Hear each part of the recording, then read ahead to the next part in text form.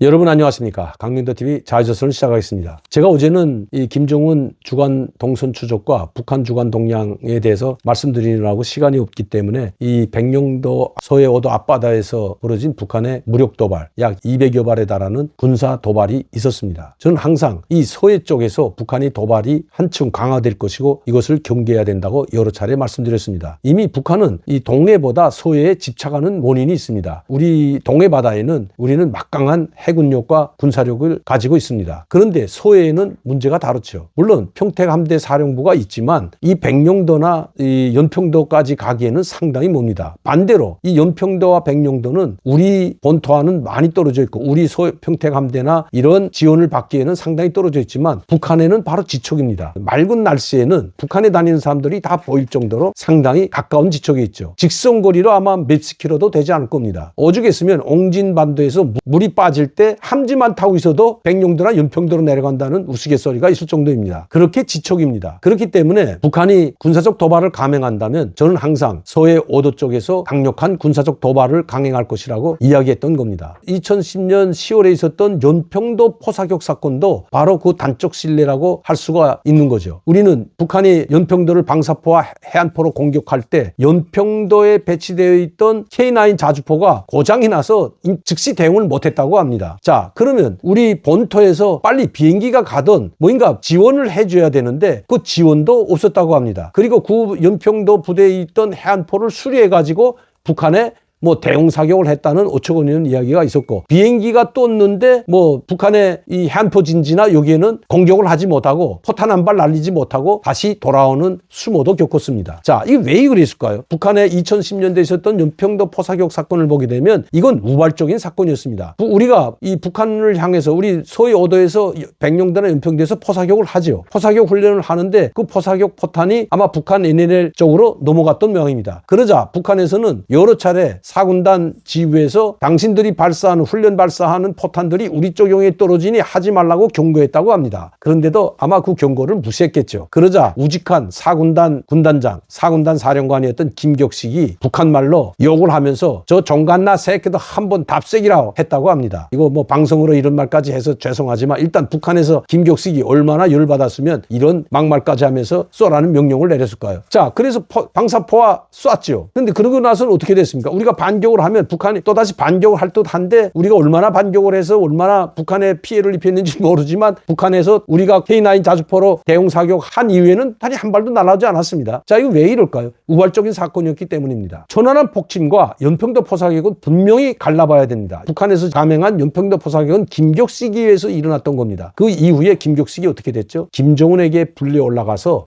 호되게 질책을 받고 군복을 벗는 군단 사령관에서 해임되는 수모를 당했습니다. 자, 이것이 바로 그때 사건입니다. 우리도 완전히 북한이 이렇게 우리 영토에다 대고 포사격을 할 줄 감히 생각도 상상도 못했을 겁니다. 그렇기 때문에 전쟁이 일어날 수가 있는 거거든요. 만약시 그때 우리가 완벽한 지금처럼 준비가 돼 있다면 그때는 일본은 둘째치고 한미만이라도 완벽한 반공격 준비가 즉 북한이 공격하면 즉시 반공격할 수 있는 이런 작전 계획이 세워졌다면 바로 반공격으로 넘어가도 되는 거죠. 이걸 빌미로 해서 전면전을 해도 되는 상황이었습니다. 왜? 지금 우리는 휴전협정이기 때문에 휴전협정을 난폭하게 위반하고 우리 쪽에다 대고 포사격을 감행하고 우리 쪽에 피해가 나고 사람이 죽어나갔다면 이것은 전면전으로 가도 모든 책임이 북한에 있기 때문에 가능하다는 겁니다. 그런데 우리가 전혀 준비가 되어 있지 않기 때문에 즉 반공격 작전이 없었기 때문입니다. 그 이후에 세워진 것이 작전 5057인지 5027인지 그게 세워졌던 거 아닙니까? 북한이 공격을 하면 반공격으로 바로 넘어간다는 그런 계획을 세우고 훈련에 들어갔던 겁니다. 자, 그때 이런 계획이 있었더라면 우리는 아마 지금 통일이 되어 있을지도 모르죠. 북한도 마찬가지죠. 북한도 이런 우발적인 사건으로 전쟁을 일으키진 않습니다. 북한이 전쟁을 일으키자면 모든 이런 도발을 계획된 도발이었다면 완벽하게 준비를 해놓고 공격할 준비를 해놓고 자, 연평도에 잘못 훈련한 포탄이 당신들이 쏜 포탄이 우리 용에 떨어지듯이 우리도 훈련했던 포탄이 당신들한테 쪽에 갔다. 그런데 당신들은 우리 쪽에다 대고 포사격을 감행해서 우리가 막대한 피해를 봤다는 빌미로 해서 반공격을 전면전을 강행했을 겁니다. 준비가 없었다는 거죠. 그래서 김정은은 경로에서 김격식을 사운단 사령관에서 해임시켰던 겁니다. 그런데 그 위에 김정일이 죽은 다음에 바로 김정은이 올라오자마자 김격식이를 어디에 앉혔습니까, 여러분? 인민무력부장으로 일약 승진합니다. 그것도 잠깐이죠. 지금은 김격식이 이제 은퇴하고 없어졌죠. 자, 제가 이 말씀을 드리는 것은 그때 북한은 준비가 안 됐었던 겁니다. 전쟁 준비를 해놓고 연평도를 포격한 것이 아니라 그 우직한 김격식이 바로 명령에 의해서 포탄 수십 발이 연평도에 떨어졌던 겁니다. 자, 지금 그런 상황이 된다면 어떻게 될까요? 북한이 이번에 연평도 앞바다, 즉 서해 5도 앞바다에서 김격식이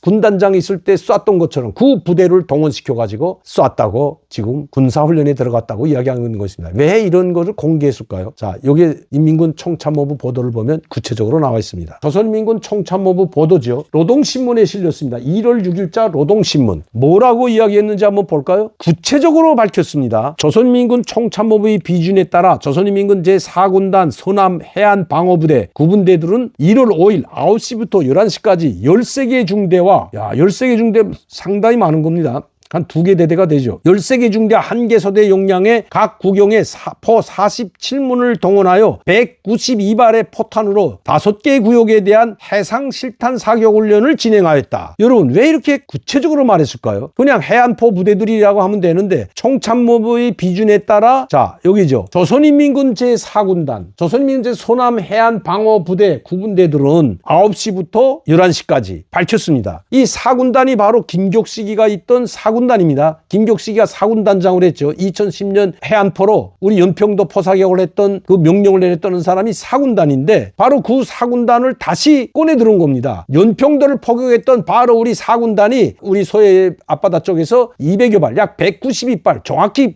포탄 개수까지 말했습니다. 192발의 포탄으로 5개 구역에 대한 실탄 사격 훈련을 감행하였다. 자, 그리고 보세요. 그런데 이 해상 실탄 사격 방향은 백령도와 연평도에 간접적인 용량을 주지 않았다. 간접적인 용량도 주지 않았답니다. 근데 왜 이렇게 이런 간접적인 용량도 주지 않았다고 이야기하냐면 바로 우리가 훈련, 해안포 사격이 일어나자 우리는 즉시 인민들에게 섬 주민들에게 대피 훈련을 하라, 대피소로 빨리 가라고 했던 거죠. 그러니까 왜 호들갑을 떨었냐 그겁니다. 우리 군이 조선서의 그 무슨 해상 완천구역이라는 백령도와 연평도 북쪽 수역으로 해안포 사격을 했다는 대한민국 군부 깡패들의 주장은 여론을 오도하기 위한 완전한 억지 주장이며 대피와 대응 사격 논리를 벌린 것 역시 우리 군대의 훈련에 종세 격화의 책임을 둘 수 있는 상투적인 수법이다. 자, 보세요. 연평도와 백령도에는 간접 영향을 주지 않았답니다. 그런데 왜 이렇게 억지 주장을 하면서 대피 노름을 벌이고 대응 사격을 했냐 이거죠. 우리 쪽에서 6시간이 지나서 오후 3시부터 약 2시간 동안 400여 발의 K9 자주포 대응 사격을 했습니다. 약 400발을 쐈다고 합니다. 그런데 좀 아쉬운 건 있죠. 자, 우리 윤석열 대통령이나 신원식 국방부 장관은 적들이 도발을 해오면 그 즉시 대응 사격을 하라는 명령을 이미 내렸습니다. 이게 선우졌죠. 먼저 하고 그 다음에 보고하라고 했습니다. 선대응 후보고인데 이게 선우인데 근데 이번은 뭐 어떻게 됐는지 뭐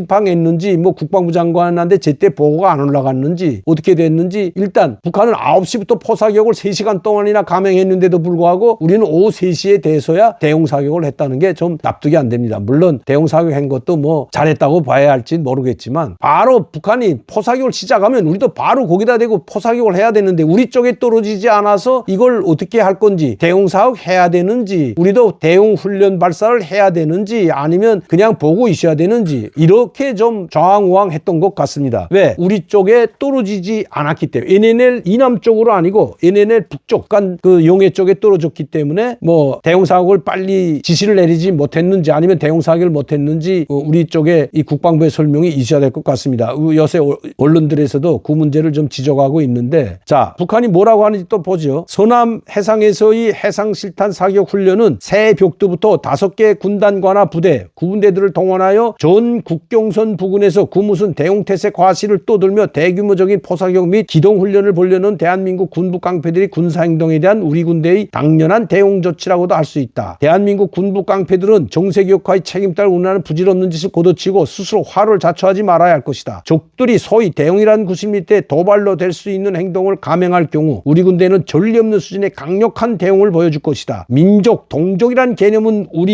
이미 우리 인식에서 삭제되었다. 민족, 동족, 같은 민족이고 같은 동족이기 때문에 주저했는데 이제는 그 주저함마저도 사라졌다는 겁니다. 같은 동족, 민족으로 보지 않겠다는 거죠. 자, 우리가 한미 군사훈련 새해 초부터 군사훈련을 했습니다. 아마 그거에 염두에 두고 북한이 이번 자기들도 이 대응 사격을 했다고 합니다. 그러면 자기들도 육지에서 하면 되는데 있는데 우리 소의 앞바다, 특히 백령도, 연평도 코앞인 그 앞에다 대고 포사격을 감행하는 것은 이것은 도발밖에 볼 수 없는 거죠. 물론 9.19 군사합의에 이 소의 5도 NNL 군방 개선에서는 일체 모든 군사훈련을 중지한다고 했다가 우리가 일부 조항을 삭제하자 북한은 완전히 찢어버렸죠. 그것 찢어버리지 않아도 이미 9.19 군사합의는 북한이 먼저 깬 거나 같습니다. 왜냐하면 북한이 9.19 군사합의 이후에도 문재인 정권 시절에도 계속해서 미사일과 대륙간 탄도미사일, 중거리 미사일, 국점성 미사일 발사해왔던 것이 사실이고 윤석열 대통령 들어와서도 계속해서 대륙간 탄도미사일을 고도화하고 또 수중 해골에 순항 미사일까지 계속 시험 발사를 했기 때문에